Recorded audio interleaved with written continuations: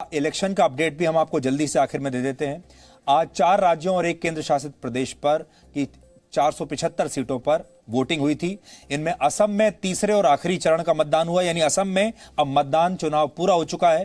केरल, तमिलनाडु और पुडुचेरी में एक ही चरण में वोट डाले गए, यानी यहां पर भी एक ही चरण में मतदान पूरा हो गया, समाप्त हो गया।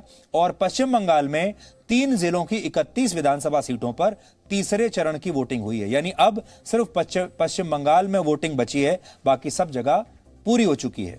केरल में करीब 70% मतदान हुआ।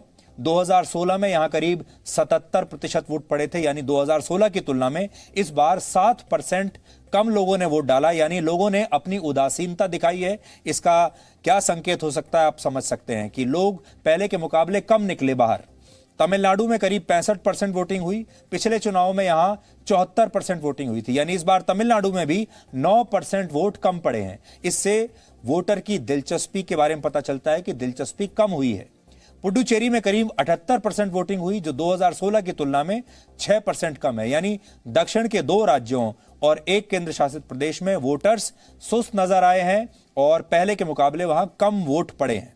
वहीं पश्चिम बंगाल के तीसरे चरण के चुनाव में 78% वोटिंग हुई, लेकिन सबसे जबरदस्त वोटिंग असम में हुई। यहां 82% से ज्यादा लोगों ने मतदान किया है, जो अपने आप में एक रिकॉर्ड है। महत्वपूर्ण बात यह है कि आज तमिलनाडु, पुडुचेरी, केरल और असम में वोटिंग अब समाप्त हो चुकी है और अब सिर्फ पश्चिम बंगाल में वोटिंग बची है, जहां 5 चरण अभी बचे हैं। Presenting B News app available on Google Play and App Store. Download it now.